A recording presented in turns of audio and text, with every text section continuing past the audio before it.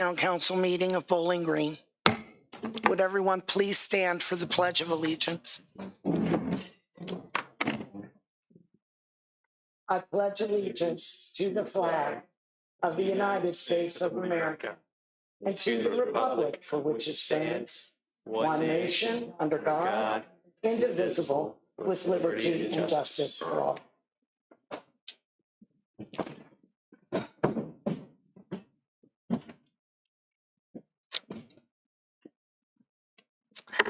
Now take a roll call.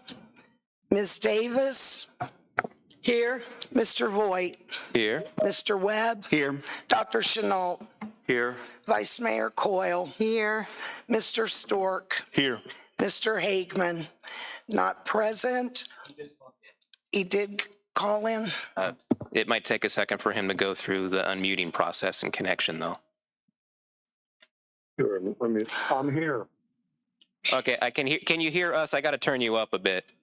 Yes, I can hear you, Jeff. Okay, hold on just a second. Let's get you.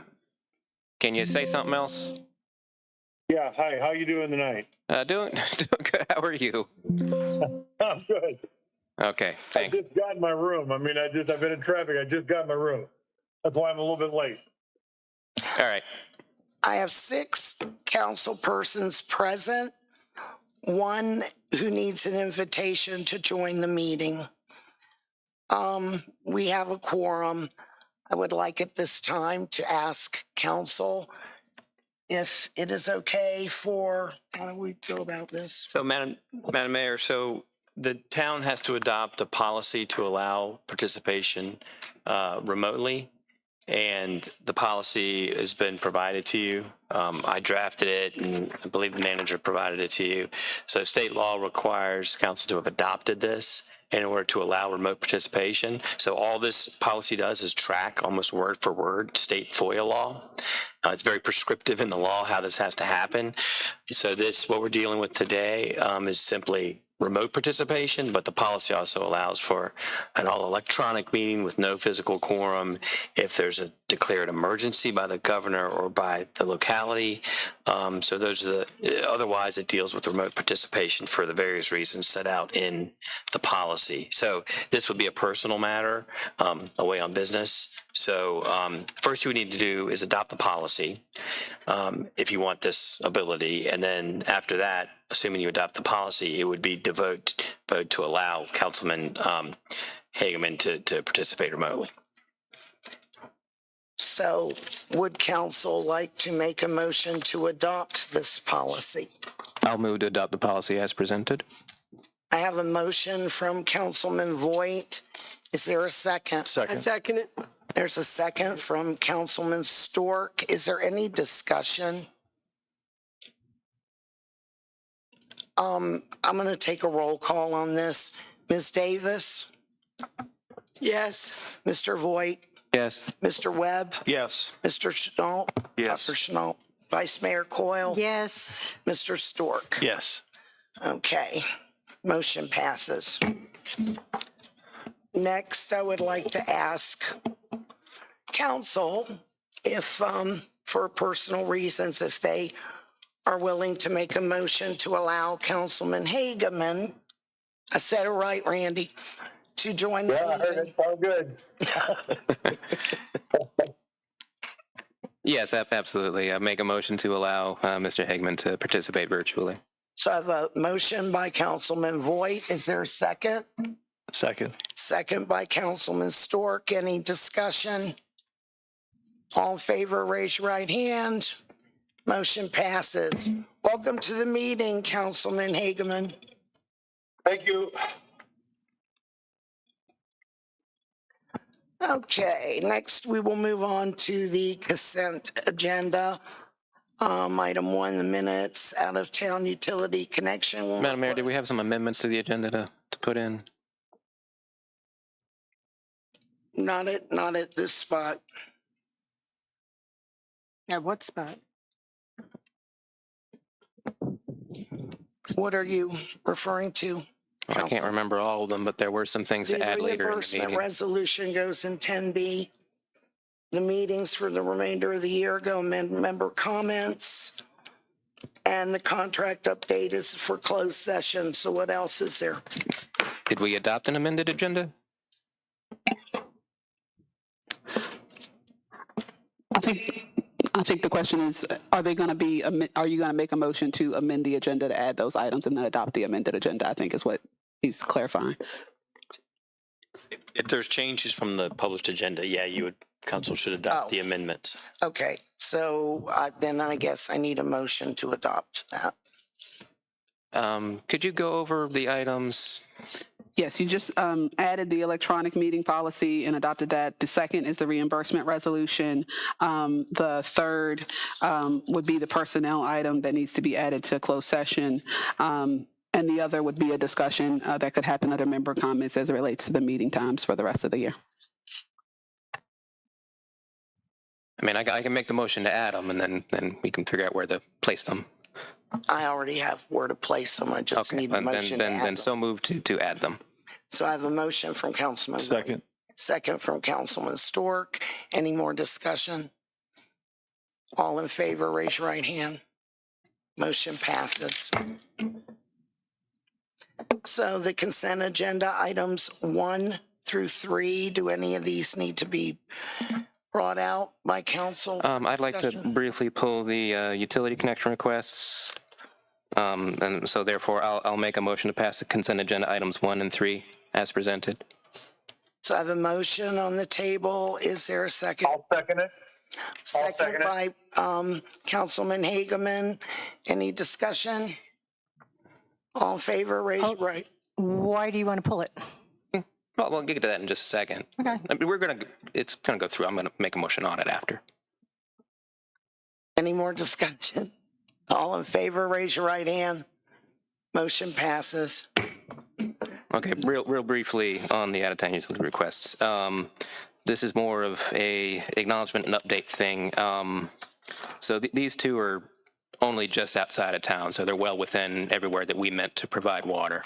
But I just wanted to bring attention to, we had about a year and a half ago now, referred to the planning commission to come up with a water service area to dedicate where we would and would not, provide to kind of actually remove the need to even do this, more or less. But that hadn't happened yet at the PC level. And part of the reason for that is because of the still working with the county on the GIS updates, and also the PC and staff is still working on the zoning map. So that's still been kind of hanging a little bit.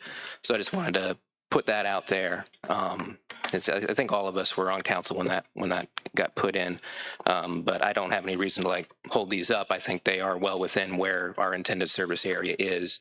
But with it being on consent agenda, I just wanted to pull it and kind of acknowledge what it is. I will say that as a reminder, any in-town connections just go through staff and the town manager, and outside of town connections are to go to council. I would say that with these, from looking at what was in our packet, all the fees seem to have already been paid, the connection fees and everything. So a full application is already done. Just as a matter of course, prior times, years ago, it's been quite a while since this has happened. Those fees I don't think were even paid. I think just the idea request got brought to a meeting, and then we were asked before any fees were even paid. So that's different. I'm not saying it's wrong, but so them being on the consent agenda was just not odd to me, but I just took notice, and because normally we would sit and talk and deliberate, and I'm not saying that we need to do that. So I was just kind of updating every angle of that based off the back history, and I think I covered it all. So with that said, I'll make a motion to pass consent agenda item number 2 as presented. So I have a motion to pass consent agenda item number 2. Is there a second? Second from Vice Mayor Coyle. Is there any further discussion? Yeah, I just, so I think in areas that are well-defined and we're servicing now, such as the old Tender subdivision, Maury Heights. Maury Heights North. I mean, personally, I don't feel the need to look at every one of them. Now, if this is some, new development in the county up Route 2, and it means infrastructure certainly. So I was looking at those two. So it must be 2 new houses being built, because they're not asking for sewer because there's no sewer up there. They're just asking for water. Is that right? So, I mean, I want to call those people and thank them for $12,000, actually, and hope that they build more, because that'll help us on Main Street. So, you know, I appreciate the concern, but in well-defined areas where we're already providing water and or sewer, man, I don't need to talk about it. I mean, I think we trust our staff enough, but that's only my only discussion. I'm voting for it. Any further discussion? All in favor, raise your hand, right hand. Motion carries unanimously. Randy, I didn't get your vote, I'm sorry. Yes, I'm raising my right hand. Oh, thank you. I can't see it. I know. But yes, All right, motion passes unanimously.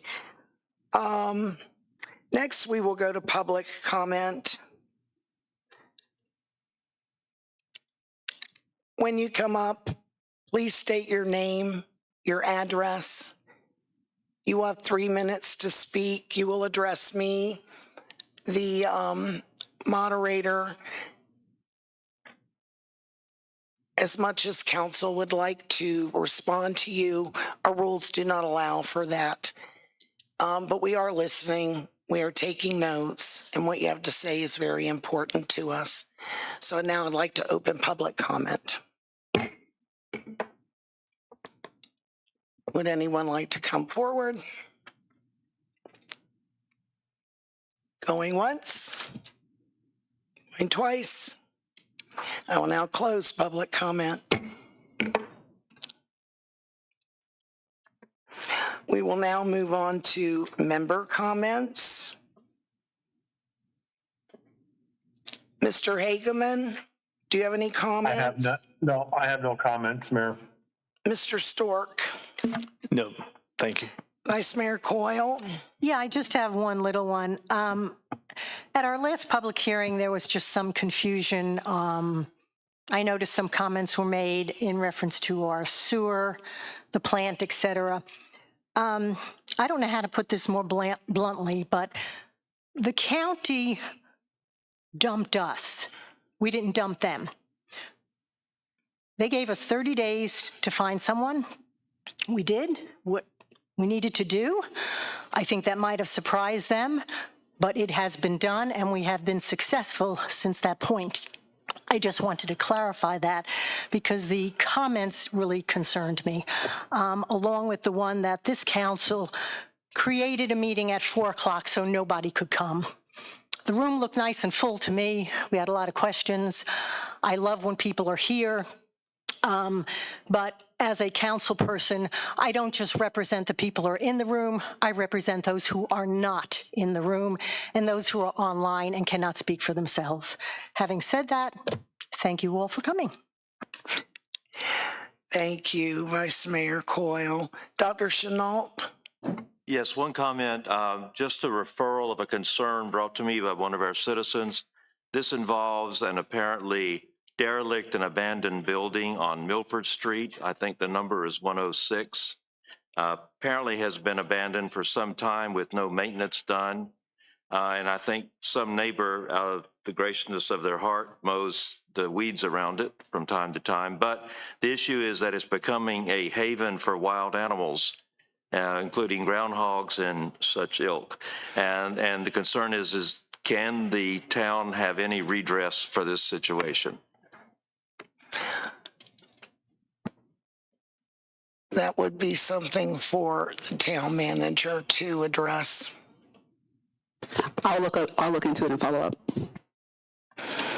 Thank you. Anything else, Dr. Chenault? Mr. Webb?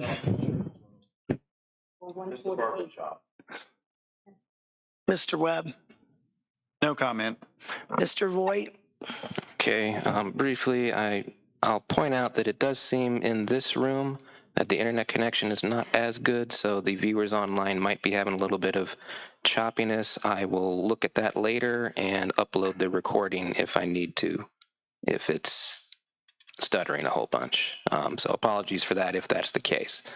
And then secondly, going into Planning Commission liaison comments and referrals, not a whole lot of anything new other than still just continue to work on discussion of tiny homes and comp plan and everything. PC's moving right along. But as far as referrals to the Planning Commission, would now be the time to talk about the food trucks. Okay. In talk with the town manager, we had a discussion on food trucks and allowing, disallowing, how to allow. And so there's been the question of referring that to the Planning Commission to actually look into to get that enshrined correctly in our code via ordinance. Anything you want to elaborate on that? Other than I'm formally assigning it to the Planning Commission, it'll be added to the work plan, and we'll follow up with them to make sure that that fits into the work plan in the coming months. Okay, cool. Thank you. Thank you. That's all that I have for. Thank you. Ms. Davis. Madam Mayor, Yes, sir. Madam Mayor, Randy here. I just want to reemphasize something that Dr. Chenault said. That 109, that's been brought up before to the council. The house has actually got a big hole in the roof, and it's almost ready to collapse and implode on the inside and come down because it's so rotten. I think we've reached out to the homeowner before, but maybe we need to do it again so he gets into compliance, because it is an eyesore, and it could be hazardous too, because it is ready to fall in. Thank you. Ms. Davis. I have none. Thank you.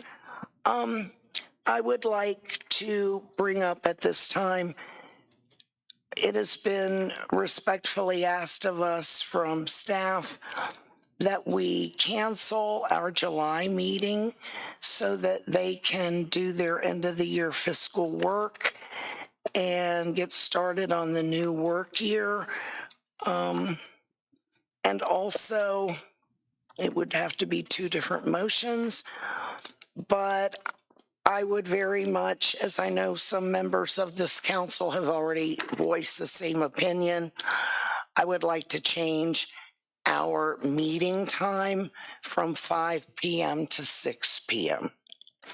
So those are two items that I respectfully come to council for and ask for their input or a motion.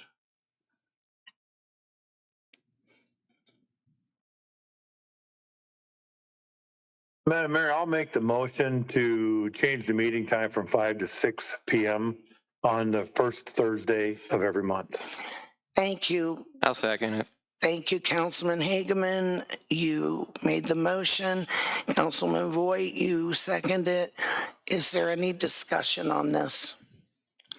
Madam Mayor, for clarification, council would be adopting the resolution that staff prepared. Which, We don't have a resolution for that yet. apologize. I didn't want to be that presumptive, but Okay. assuming that they do that, we can You don't have it need- yeah, retroactively. We'll prepare that. Yeah, you don't have. thank you. Is there any other discussion? I would like to take a roll call for this. Ms. Davis, Yes. Mr. Voigt, Yes. Mr. Webb, Yes. Dr. Chenault, Yes. Vice Mayor Coyle, Ms. Stork, Yes. Mr. Stork, I'm sorry, Mr. Hageman. Yes. Motion passes unanimously. And what about the cancellation of the July meeting? Is that something you're interested in or not? Madam Mayor, I know we've done that in the past, and so if that's it's in the height of the summer and vacation, and if staff needs it, I make a motion that we not have a July meeting. So I have a motion from Councilman Stork. Is there a I'll second it. Second from Councilman Hageman. Any discussion? So, all in favor, raise your right hand. Randy, is your hand raised? Yep, it's raised. All right, motion passes unanimously. So our next meeting will be in August. Okay, now we will go back to item number 4, which is the public hearing. the proposed increases in water and sewer rates and fees. At this time, I'll turn this over to the town manager. Thank you, Madam Mayor. The resolution is included in the packet. We'll allow anyone who's interested in speaking to that item go forward at this point, and I'll hand it back over to you. For public comment, is there any public comment? Anyone in the, oh, I'm sorry.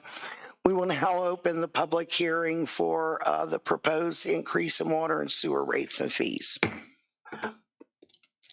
Is there anyone from the public who would care to come forward and speak at this time?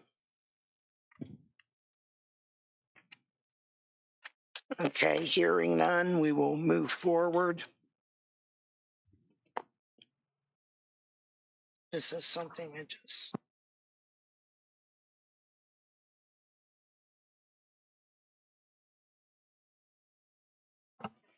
Okay, at this time, we will close the public hearing.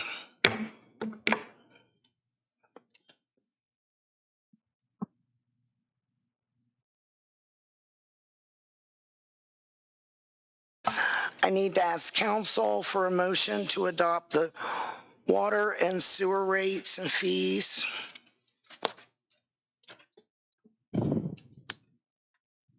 I make a motion to adopt the fees as stated by staff for the water and sewer rates. I have a motion from Dr. Chenault, a second from Vice Mayor Coyle. Is there any discussion?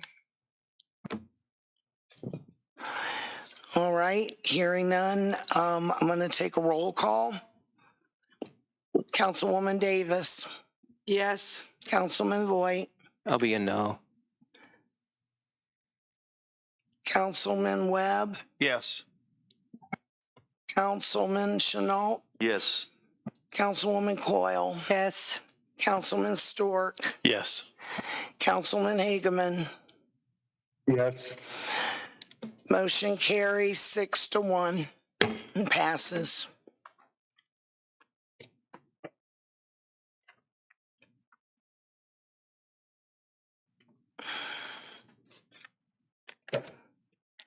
Item number 5 on the agenda is the town manager's report. Has everybody familiarized themselves with that?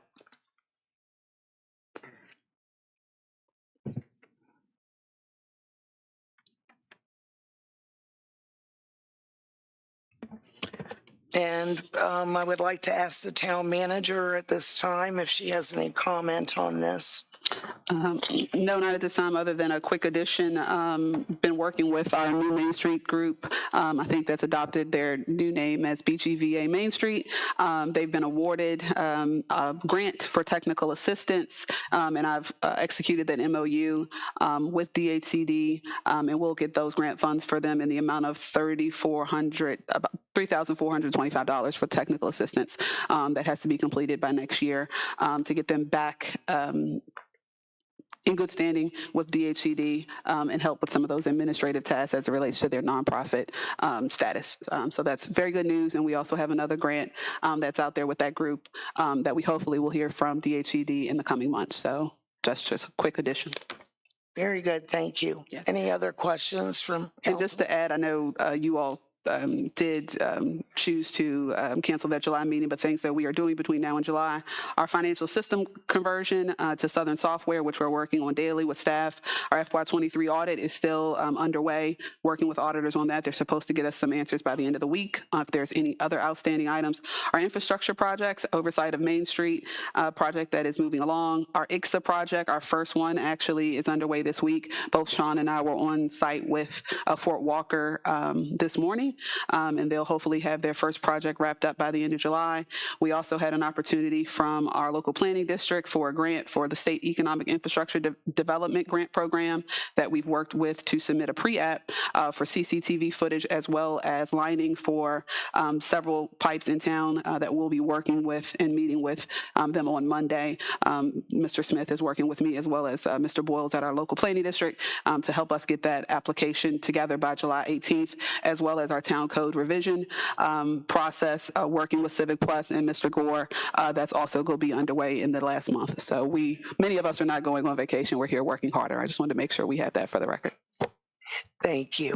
Madam Mayor, Yes, so the ICSA, so just so everybody knows, so that's the partnership with Fort Walker, where we're facilitating people to do work and we're getting a percentage of it. So this is the first, and it's a plumbing or a heating, what is it? Yes, it's a plumbing project on two of their barracks. Sean was out there with the plumber, the contractor, the plumbing company that was awarded the project this morning. Yes, this is the first one. We would have hoped to move a little bit faster, but federal bureaucracy is still a little slow. Yep. But we've worked through that with Fort Walker. They also have had about 6 positions eliminated, so they are definitely grateful that we are helping as their procurement agent, but it is an additional task over and above what we are core government functions. Awesome. So it's a nice little revenue stream. Hopefully it'll grow. So this plumbing contractor, is it a local person? I believe they're out of Williamsburg. Oh, really? Yeah. Okay. That's awesome. Thank you. any other questions from council to town manager? The next item on the agenda, item 6, is the police department. We have Chief Cecil's report in front of us. Are there any questions for him at this time?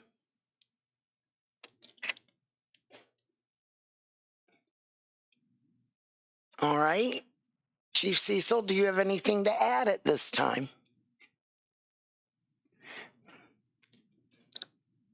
Madam Mayor, members of council, I don't have anything to say, but hope everybody's having a good evening.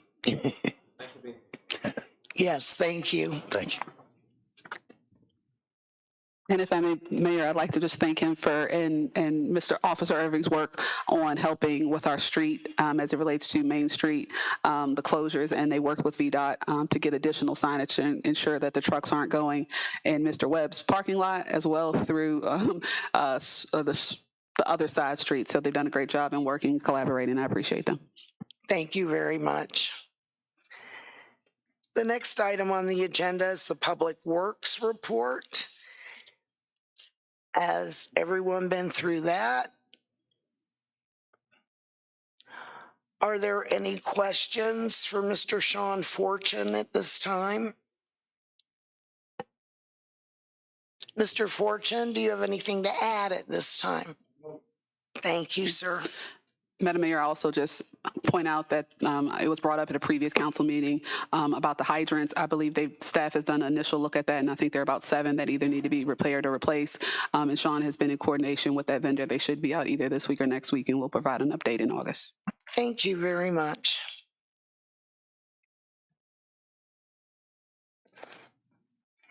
Next, we have our community development report.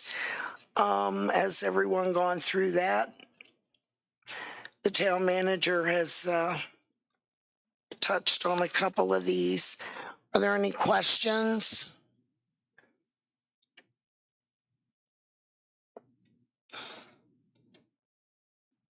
Ms. Adams Jacobs, do you have anything to add at this time? No, ma'am. All right. Item number 9 is the utilities report. And at this time, I would like to turn this over to Imboden. Good evening, council. Big red button. All right. Jamie will provide the utility report while I kind of finish setting up. We have a presentation to provide you about the sludge drying beds. All right, go ahead and take it away, Jamie. Oh, good. Good evening, Council, Madam Mayor. Welcome. So for the month of April, the NOAV that exceeded the alpha emitters for the well systems, the public notice has been distributed. The presence, absence, bacteriological samples have all been collected and all was absent, so that's good disinfection. For the wastewater treatment system, everything was as normal and all numbers were well within the permitted range for this wastewater plant in Bowling Green. There was a couple of issues that got done. The RAS line stopped up. That was taken care of by maintenance. That went well. We're still alternating the clarifiers on and out of service. IES evaluated the drying beds, which Mark is going to give a presentation on that. And all preventive maintenance was performed at the wastewater plant as necessary. And that was pretty short and sweet, but that's really the blunt of it. Any questions? When I was looking at this on page 3, it says RAS line stopped up twice. What is an RAS line? So it's a return activated sludge plant or return activated sludge line. And what it does is it brings the solids after it settles in the clarifier back to the process so the bugs stay alive, the microorganisms. Right. Thank you. Are there any questions from council at this time? Thank you, Jamie. All right, and your question was rightly timed. I'll get into a short, I promise I'll be as short as I can, a very short introduction into wastewater treatment plants and how it specifically pertains to the town of Bowling Green's wastewater treatment plant. India had asked me to develop kind of a presentation for you to give you a situational update of what's happening at the sludge drying beds, and then kind of go into some background data to paint a better picture for you guys to understand what's going on a little bit better, and also give you guys some action plans that we've presented to the town. So without further ado, if you guys can read that back there, I don't mind to read it for you, but there's 5 different talking points that I want to kind of go over in today's discussion. But like I said, I'll give you an overview of the wastewater treatment process, the need for solids or sludge management. And when I talk about solids and sludge, it's kind of interchangeable. Solids and sludge in the wastewater treatment plant typically roughly mean the same thing.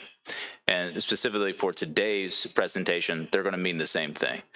Item 3 is the key infrastructure used in the solids management. We'll go over all of the various aspects that are included in the Bowling Green wastewater plant and what actually manages your sludge. We'll look at the current status of the drying beds, and we'll also give you some recommended repairs to the same. All right, so overview. The town owns, and it's contractually operated by our firm in Bowden Environmental, your own wastewater treatment plant. The plant is permitted to discharge 250,000 gallons per day, or 0.250 million gallons per day. And our permit is issued by the Department of Environmental Quality, DEQ, from the state of Virginia. And this is under the VPDES, or the Virginia Pollution Discharge Elimination System. I know it's a mouthful, but that's just what it is. The wastewater treatment plant utilizes the following process. It has influent screening for the wastewater, has an oxidation ditch, which is your biological component, has clarification, filtration, and disinfection. A key thing to understand about wastewater treatment, wastewater is treated by one or all of 3 different methods. There's biological, there's chemical, and there's physical. And at this treatment plant, we kind of do a little bit of all 3. And so without further ado, I took an aerial photograph of the wastewater treatment plant. We're just going to go through your wastewater treatment plant stepwise. So the first thing, your heavy hitter, is your oxidation ditch. That's your biological treatment. That is the main heartbeat of the wastewater treatment plant. That is what oxidizes all of the carbon, which is relatively known as BOD. It reduces solid content, and it also provides the nitrification process, which, if you remember back to your high school chemistry and biology days, that is the conversion of ammonia to nitrates and nitrites. All that happens right there in that oxidation ditch. After that oxidation ditch, we go into a clarifier, and this is where the physical component comes into play. The physical component is the solids to liquid separation, and that's what happens in those clarifiers. The solids will settle out. That's a quiescent tank, quiescent chamber, has a cone-shaped bottom, and all the solids will fall to the bottom. And the RAS line carries solids from the bottom of those clarifiers, the solids that settles out, and takes it back to the oxidation ditch for further treatment. The clarified water flows over to those sand filters. Again, this is another physical form of treatment. And those sand filters, we also inject some carbon, I believe, at this facility. And that is a chemical component, and that's for denitrification. And those sand filters kind of polish the clarifier effluent.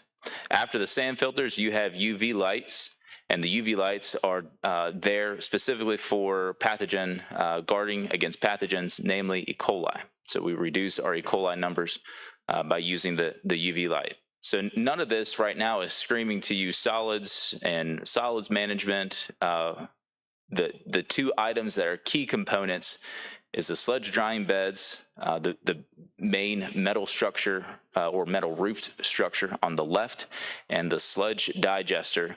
They're kind of top left. The sludge digester, that's what we send all of the solids to once the population in the oxidation ditch gets too large. So it's a biological treatment plant, and the microbes are the solids essentially, and we can't have too much of a good thing. And so once the solid content gets too high, we have to call some of those solids, some of those biological microorganisms, and we have to send them to a digester for further processing. Well, what do we do from them? After the digester, we send them to the drying bed.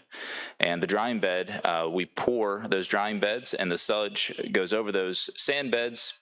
It allows the capillary water between the sludge to be filtered through the sand and then returned back into the treatment process, leaving you with this very dry, crusty, desert looking solid content on top of the sand drying beds that has to be physically removed, and that's then hauled off to the King George County sanitary or the landfill. I was looking for the word there. So that is a very high view of your wastewater treatment plant. Before I move on, is there any questions about that high level view of your wastewater treatment plant? Yes, sir. When the liquid leaves the sand filters and goes for UV treatment, where does the final liquid go after that? So I don't know if you can see my mouse. So here's your drying bed. There, you can't, let's see, it is actually right here. There is a pump pit that all of the filtered water that comes from those drying beds, it goes into this pump pit, and that is then returned to the head of the treatment plant for processing. It'll be recycled back through the process. Did I answer your question, sir? So basically a closed system? It's a closed system as it pertains to the clarified water that's filtered through. Yes, sir. Okay. And But, so if but that eventually, at the end of the UV, it goes into a body of water. That's correct. At the end of the UV, it does go into a receiving stream, we call it. I'm not sure the name of the receiving stream right now, but it's a nearby stream that we discharge into. and goes to the Rappahannock. Correct. Yes, sir. To the Rappahannock or the Mattaponi? I would imagine it goes to the Mattaponi. That's what I was thinking. Yeah, you're asking me questions that I do not know on that one. Okay. You said you haul the sludge, the dried sludge off. Is that a product that could be composted and sold and used as a source of income for the town? I know some jurisdictions do that. Some jurisdictions do. No jurisdictions that we work with do. There has been discussions of that, but the problem that we run into is there is a relative cost to create the dried sludge, the cake we call it, into a marketable form. So you have to pelletize it. You have to. I really hate hearing myself. I'm sorry, you gotta deal with that. But you have to pelletize it, you have to market it, you have to sell it.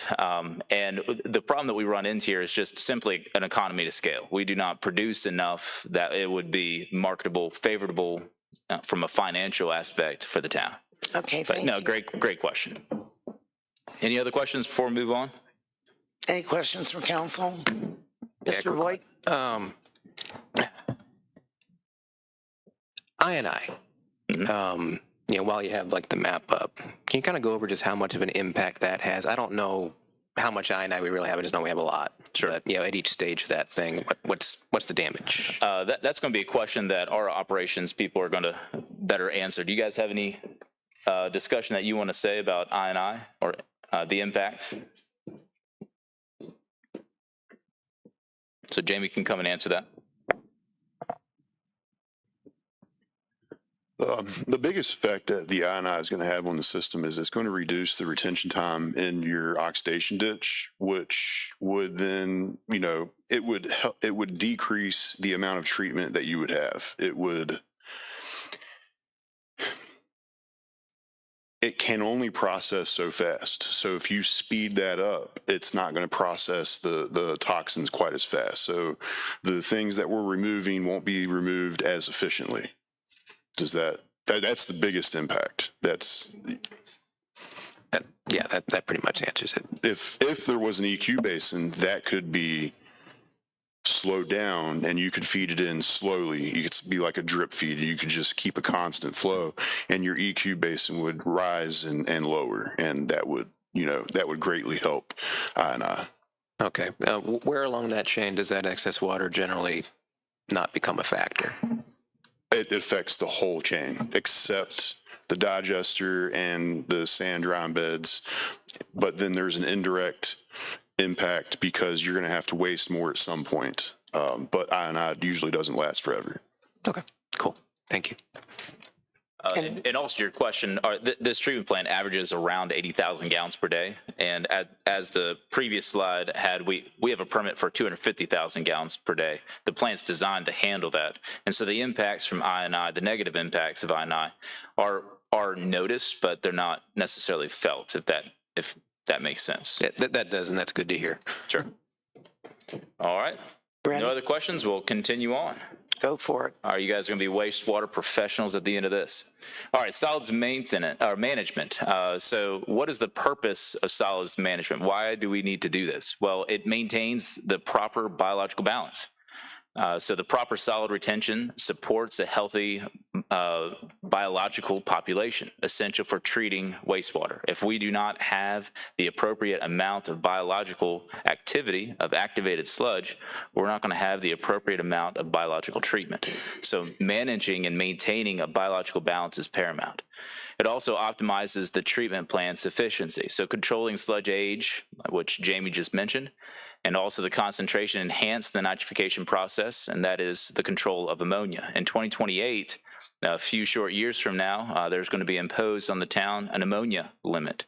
We do not have an ammonia limit right now. It's an interim limit. We are not held to that, but in 2028, that ammonia limit is going to become effective. And so optimizing the treatment plant's efficiency and solids management is going to guard against maintaining reliable nitrification process. It also prevents operational issues, which poor solids handling can lead to bulking in the clarifiers in your physical portion of your wastewater treatment plant. It can bulk. It can also provide foaming if you have too much solids, and you have really old sludge. It can also proliferate bad bacteria. Not all bacteria are good. There are some bad bacteria when it comes to wastewater treatment, and also can provide equipment clogging. We just mentioned that we had a RAS line that was clogged. We had to run a jetter down the line to unclog that line. So it prevents operational issues. Also ensures regulatory compliance. So effective solids management, it ensures that we have a proper solids liquid separation providing compliant effluent.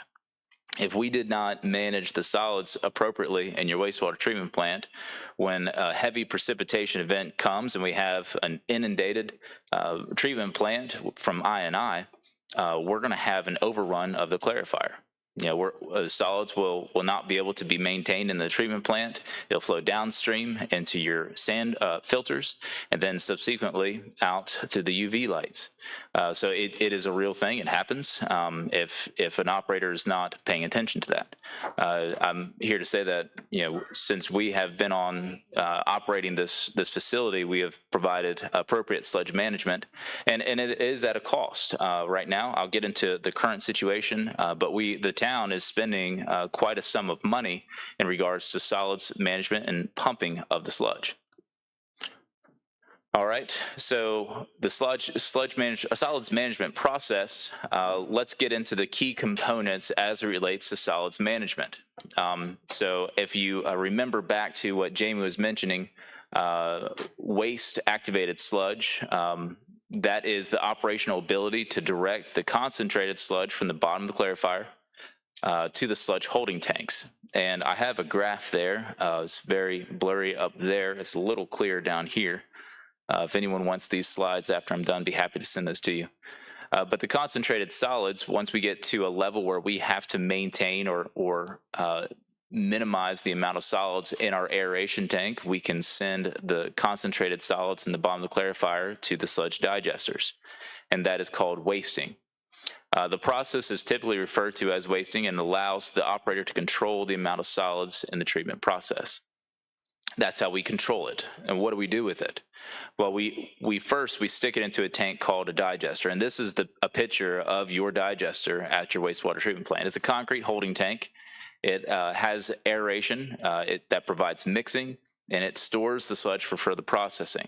This tank also allows the operator to thicken the sludge. And so at a certain times, the operator can turn off the air, allow the solids to settle out, just like in the clarifiers, and pump the supernatant, the clear water that's after the solids settle out, they can pump that back to the head of the process, buying them more time and thickening that sludge. And we're not processing just water, we're processing concentrated sludge. So what happens after it leaves this tank? Well, then we go to the sludge drying beds, and that's kind of another view of your drying beds there. The drying beds consist of 5 different beds under one roof, and the sludge drying beds is the method in which the sludge is dewatered. It consists of sand and a gravel bed that allows water to drain from the sludge, leaving behind a dry and manageable solid. And there are concrete tracks that a skid loader or a backhoe or some other piece of equipment with a loader can get in there, and they can scoop up all of the dried sludge and haul that off to the landfill. So let's look at the current status of the drying beds. And those letters and words appear very small. So sorry about that. But I did find it important to provide some of these photos. 2 of these 3 photos are provided in the tech memo that our company wrote. And it just gives a highlighted overview of what's going on. But we provided this technical memo to detail the status of the sludge drying beds and give you guys some recommendations. The sludge is not drying due to inadequate draining of the capillary water of the sludge. And this is primarily due to the underdrains that are clogged. The underdrains are clogged from many different reasons. One, this is, these drying beds have probably been installed and in service since the wastewater treatment plant was built. And so there has been years of use, years of benefit that the town has seen. And this is really just a relatively a maintenance item that the town will then need to address. But the ultimate failure was the underdrains are clogged. And you say this was since the drying beds were put in when the plant was pretty much constructed, which was when? Do not know. But if I had to guess, it's probably 80s or 90s. 80s or 90s. The town manager told us at the last meeting that best practices is that the beds be replaced after 10 years. Yes. Yeah, I would agree with that. And so the supporting gravel base and sand filter media are silted, and they need to be replaced. So if you look at the left, the larger of the 3 pictures, that is a picture of just a mound of sand and gravel that we've removed. And you'll notice that a lot of the pea gravel and the sand are intermixed. And that's not what you want to have. You want to have a clear, distinct 2-level situation there. They're completely mixed. And that will lead to silting of those underdrains. Another picture, the top right, That is showing in certain areas of the drying bed where we still have kind of a two-layered system, but you'll notice there's kind of 3 layers that are being presented there. That you have at the very bottom, the pea gravel that supports the filter sand on top. Then you have kind of like a white grayish line. That's old sand. And then the top, some new sand was placed on top of that old sand. Oftentimes when operators remove the sand, the dried sludge from the top of the sand filters, some sand's going to be carried out with it. That's just normal. That's typical. And looks like there was sand that was just added to it because not enough sand was present. Well, so how is the sludge placed on top of that? Pumped over there? It is by gravity. There are a series of valves that the operator can control, manual valves, and when the digester gets to a certain level and there's a drying bed available, they can choose which bed they pour and when. And then so when you go in there with some piece of equipment to get the cake dried sludge off, take to the landfill, how in the world do you get it without tearing up all the sand, gravel? I wish I had a picture of it. There are concrete tracks that extend through the length, laterally of the drying bed. The drying bed is probably about a 30 by 90 bed, and there's 2 concrete tracks that a piece of equipment is designed. The tires drive on the tracks. The tires will drive on the tracks, And just not on the skims off the sludge. That's right. So there's been some talk recently about the wrong type of sand was put in there. Is that right? I'm not going to speak to the type of sand that was put in there. I can tell you the type of sand that we're going to recommend to put in there. I have not done any testing on the sand that's there, but I can give you a recommendation of what needs to go on there. Well, what you're recommending to put in there, is it different from what's there now? I do not know what's there now. Like I said, without testing, I don't really want to say, but we are recommending an ASTM C33 with a 0.5 to 0.7 millimeter coefficient. 33 after 33 with a what? With a 0.5 to 0.7 millimeter design size, and it's going to be a washed silica sand. Silica. Could you send me an email with this Certainly, information? I can provide. In my next slide, I'm going to go into detail of what the recommended repairs are, and point number 2 has the specifics of the type of sand that we're recommending to put in. So we recommend rehabilitating 2 out of the 5 beds. So there's 5 total beds. We recommend repairing 2, not just from cost, but we are looking in the future of installing some sort of sludge press, whether that's a centrifuge fan press or a belt press, but some other way of physical, mechanical means of pressing these solids and creating a cake outside of the drying beds. If the facility was at full design load at 250,000 gallons per day, those drying beds would not be able to keep up with the sludge production. Looks like you just went to sleep. With the sludge production of that facility. I saved it. All right, so that is why we're only recommending 2 out of the 5 beds. And, reserve those 2. So 2 this year, we're recommending rehabilitating the other 3 in subsequent years. So the replacement sand, all the existing sand should be removed and replaced with a type of sand that meets the specifications of sludge drying beds. And we're recommending a 0.5 to 0.7 millimeter ASTM C33 washed silica sand. That is our recommendation. Okay, so when you go in, are you planning to totally rebuild Yes. the drying bed, the understructure, the drain pipes, the 2 different rock layers that are Yes. supposed to go in, and then the sand layer on top? Yes, and we've provided to the town, and we can share this with you as well, but a proposal to do that work. And we're not going to be going in to replace just 2 layers. We are recommending to not only replace the sand layer, but create 2 other supporting layers of rock beneath. And so the bottom layer, after we replace the drain tiles, will be a number 57 style rock, and then we'll have pea gravel on top of that and the sand on top of the pea gravel. And so you'll have a good base supporting the filter sand that's on top. Where are you getting your sand recommendations from? The state, from an organization? I know the county had given us documentation where they got their referrals. I've spent over 40 hours the past month learning about sludge beds. Certainly. I never thought I'd know this much about. Not a problem. Number two. Our recommendation is coming from the design standards of Metcalf and Eddy, which is the wastewater treatment Bible. It's what all engineers use when designing wastewater treatment plants.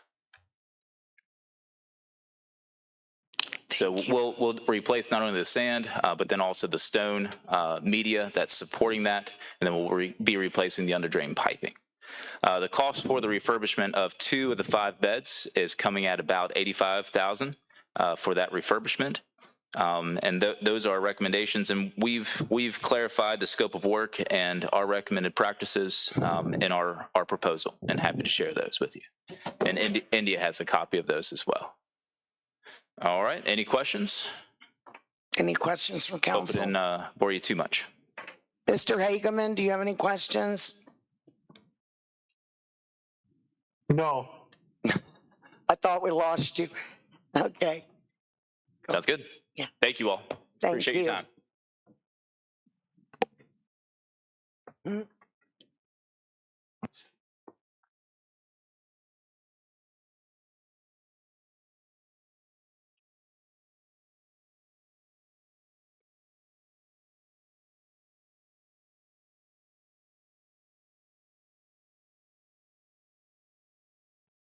At this time, we had made a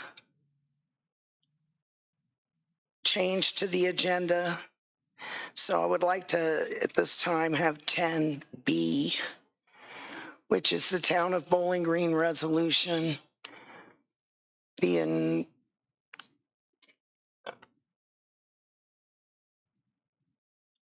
that's the reimbursement resolution. Something about. That's not the budget resolution. Yeah, budget resolution is on. No, she told me to put it in at 10B. Is this an inappropriate place? Mr. Cole? Yes. Could you come forward, please? Sure. This is the Town of Bowling Green, the resolution. Official intent? Yes, sir. Could you address this? Sure. Yes, happy to do it. Good evening, Ted Cole with Davenport. I did talk with the town manager today. This is a resolution, we often call it a reimbursement resolution or a notice of a reimbursement of intent. Essentially what this does, if you all were to consider approving it, it would allow you in the future to consider paying yourselves back for cash that you've spent on capital projects through a future debt issuance. So you fronted money to do certain things. Later down the road, you decide you want to borrow for those things, and you effect a borrowing, some or all of which might be to pay yourselves back for the monies you've previously spent. It just allows you to consider doing that. It does not require that you do it, and it doesn't even require that you ever issue debt. It just clears the path. And the reason we do these is because, and it's only applicable to tax-exempt borrowing. And normally when you borrow, you would borrow on a tax-exempt basis, lower interest rate because it's for public purpose.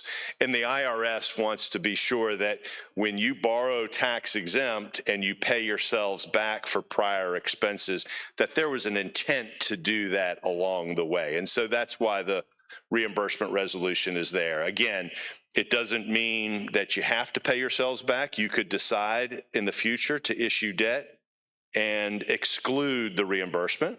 You'll have that choice at the time of the debt issuance, and it doesn't mean you'll ever issue the debt. So it just clears the path and gives you maximum flexibility going forward.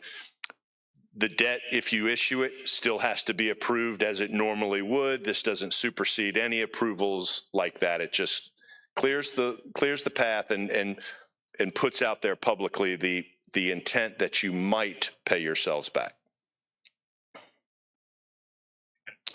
Any questions from council to Mr. Cole? If it's never used, it just goes away. Okay. So, Madam Mayor, do you need a motion?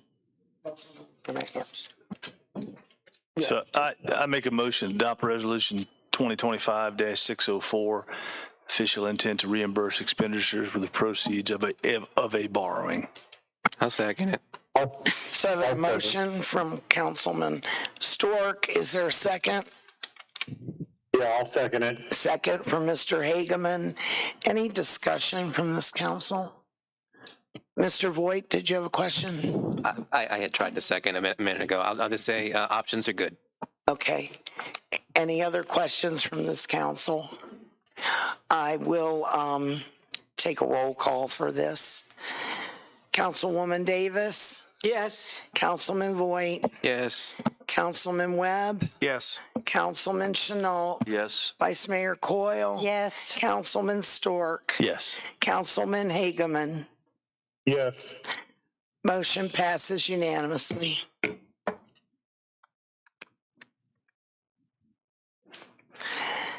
The next item on our agenda is the appointment of a town treasurer.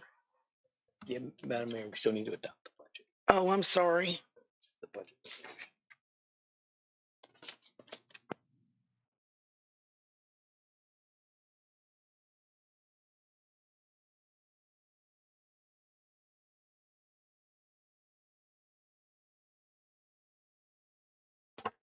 Okay. Yeah. All right, we need a motion to adopt our budget and appropriations resolution. Do I have a motion from council at this time? This was motion 10. I apologize. We jumped the gun.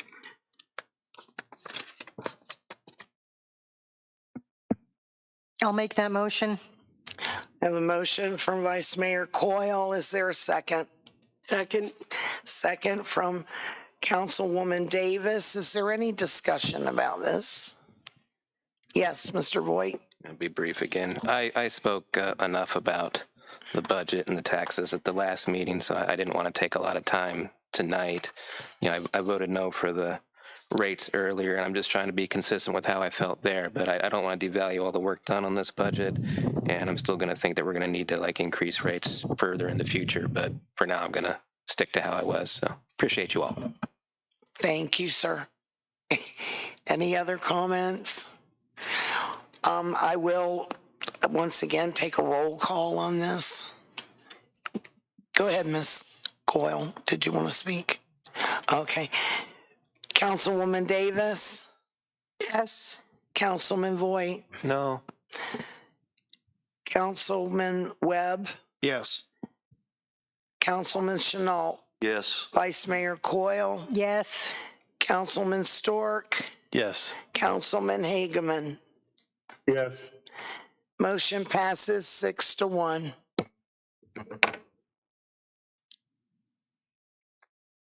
Okay, now we can move on to item number 11, the appointment of a town treasurer. We have our paperwork in front of us. It's in the council packet and it's been available to the public. Would someone like to make a motion to appoint our new town treasurer? So moved, Madam Mayor. I didn't hear you, Mr. Voigt. So moved. Oh, so we have a motion from Councilman Voigt. Is there a second? I'll second that. I have a second from Vice Mayor Coyle. Is there any discussion at this time? Okay, all in favor, raise your right hand. Mr. Hageman, is your hand? I'm raising it. Okay, motion passes unanimously.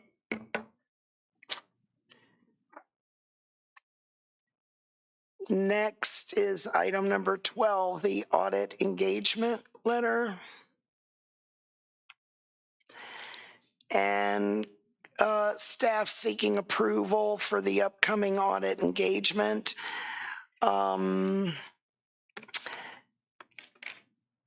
as part of our commitment to transparency and accountability, regular audits are essential to ensure the proper management of public funds and resources. The recommendation from staff is approving the audit engagement for RFCA and authorizing them to proceed with the audit process.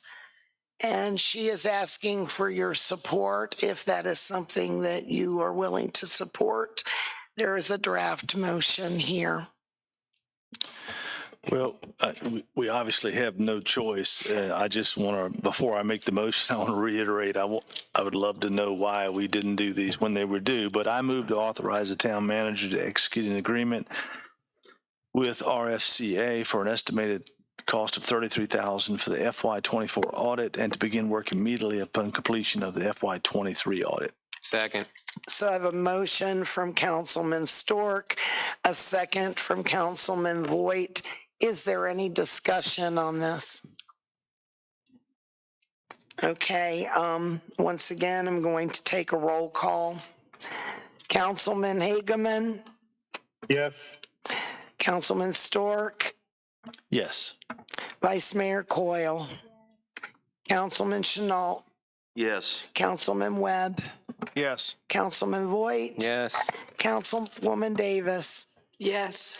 Motion passes unanimously. Madam Mayor, Yes, I'd just like to add here, just as kind of a point of clarity, I know sometimes there's questions about things that increase. Just for comparison's sake, a couple years back, our audits used to be about 20. I think the 22 was 22,000, and it's jumped to about 33, and that's just an estimate for additional work that may need to be done. It may exceed that based on the conditions. We looked at some other options, but they were in excess of $40,000. So this is the lowest responsive audit firm that will continue to work with us. Just wanted to note that. thank you, Ms. Adams Jacobs, and I appreciate your diligence in trying to find the most cost-effective avenue for our community.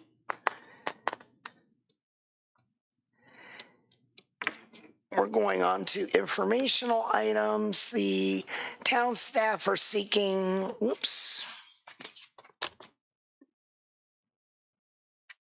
see on engagement, I got the wrong thing. This is the fire program fund disbursement agreement. Is there something that we need to approve on this, or is this just? I think it's just every year we apply on behalf of the fire department. It's just a pass through of money, if I'm not mistaken. Very good. Any discussion on this from council, or now we have the town manager on the line if there are any questions? Okay.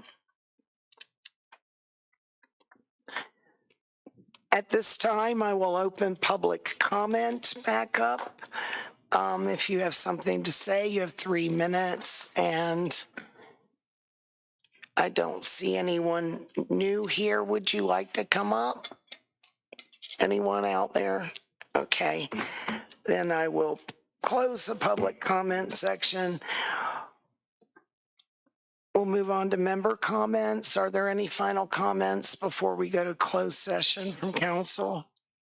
Yes, Madam Mayor, I got one thing. Yes, sir. I don't know if I missed it, but on the consent agenda on number 3, the event coordinator for approval for the 35th Annual Harvest Festival, Yes.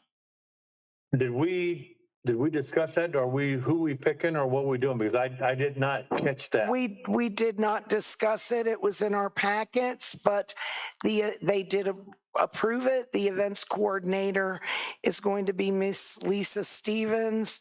Hold on.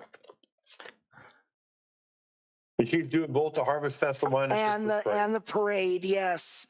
Okay. And the cost that was included for that is $5,000 to be paid from the events fund.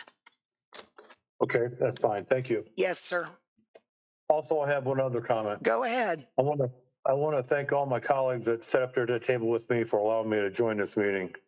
Sorry I couldn't be there tonight, but thanks for letting me come in. Thank you for attending and making the extra effort. Any other comments from council? All right, I will close public comments. Madam Mayor, Yes, sorry, I do think, I don't want us to miss it, but there was one resolution that's supposed to be part of the budget for the hazard benefits pay for the police department for their additional benefits for their retirement that was included that we just got back from VRS that has to be adopted by resolution ahead of July 1, and I have to send that to them. But that's in your folder. yes, it's in front of me now. Thank you. So this is the enhanced hazardous duty benefits. And we had discussed this at the past meetings, and staff, town manager explained to us the need for this. Is there a need to be a motion made? Yeah, I think that's a form resolution that VRS provides to localities to formally adopt the enhanced benefits for law enforcement. So I do think that's a VRS requirement to adopt that resolution. That's correct, India? That is correct. So at this time, I would like to ask for a motion to adopt. Madam Mayor, I'd like to make the motion for the police department to get the hazardous duty pay. Thank you, Councilman Hageman, and I have a second by Vice Mayor Coyle. Is there any discussion on this? All in favor, raise your right hands. I'm raising it. Very good. Motion passes unanimously. Okay. At this time, we are going to take a 10-minute recess to go to closed session, but I need a motion to do that. Closed session motion? Yes. So the motion would be after a 10-minute recess, that we're going to convene in closed session pursuant to Virginia Code Section 2.23711A1 to discuss the town manager's contract. I make that motion. I have a motion from Councilman Stork. Is there a second? Second from I'll second. Councilman Voigt. All in favor, raise your right hands. Mr. Hageman? Yes, raising it. Okay, motion passes.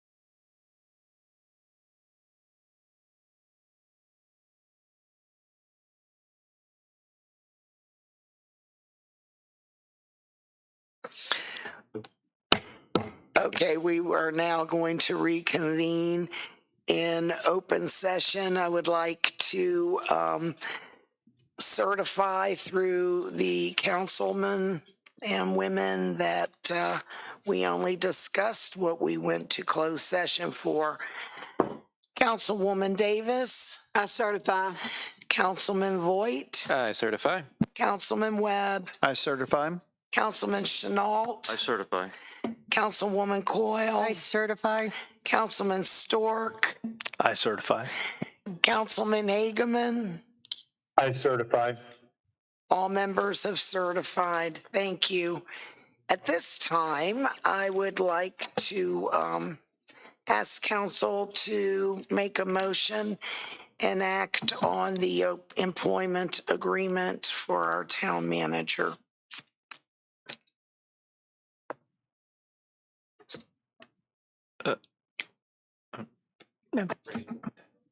What? Need to get the phrasing on that motion correct, if you could. I'll let, Well, the motion would be to approve the first amended employment agreement for the town manager. I make a motion to approve the first amended agreement for the town manager. And I'll second that. so I have a motion from Vice Mayor Coyle, a second from Councilman Hageman. Is there any discussion? This is a financial matter, so we'll take a roll call. Councilwoman Davis? Yes. Councilman Voigt? Yes. Councilman Webb? Yes. Councilman Chenault? Yes. Vice Mayor Coyle? Yes. Councilman Stork? Yes. Councilman Hageman? Yes. So motion passes unanimously. The next thing I need is, if you are interested, a motion on the pay increase being retroactive back to January. I'll make that motion to do the pay increase retroactive back to January for Indy Adams. For 4% To January 2nd. to January 2nd, January 2nd, yes. for 4%. Yes, ma'am. Okay, so I have a motion. Is there a second? I have a second from Vice Mayor Coyle. Is there any further discussion? Once again, it is a financial decision, so we'll take a roll call. Councilwoman Davis, Yes. Councilman Voigt, Yes. Councilman Webb, Yes. Councilman Chenault, Yes. Vice Mayor Coyle, Yes. Councilman Stork, Yes. Councilman Hageman. Yes. Motion passes unanimously. If there is no other business before this council at this time, I would like to ask for a motion to adjourn. I can do that one. I move to adjourn. We have a motion to adjourn from Councilman Voigt. Is there a second? I'll second it. And do we give you all back this sensitive information? There's a second from Councilman Hageman. Is there any discussion about our adjournment? All in favor, raise your right hands. Aye. Okay, thank you. Thank you, Randy. We You are, bet. Thanks, guys, for letting me come in. our meeting is now adjourned. Have a good trip, Ray.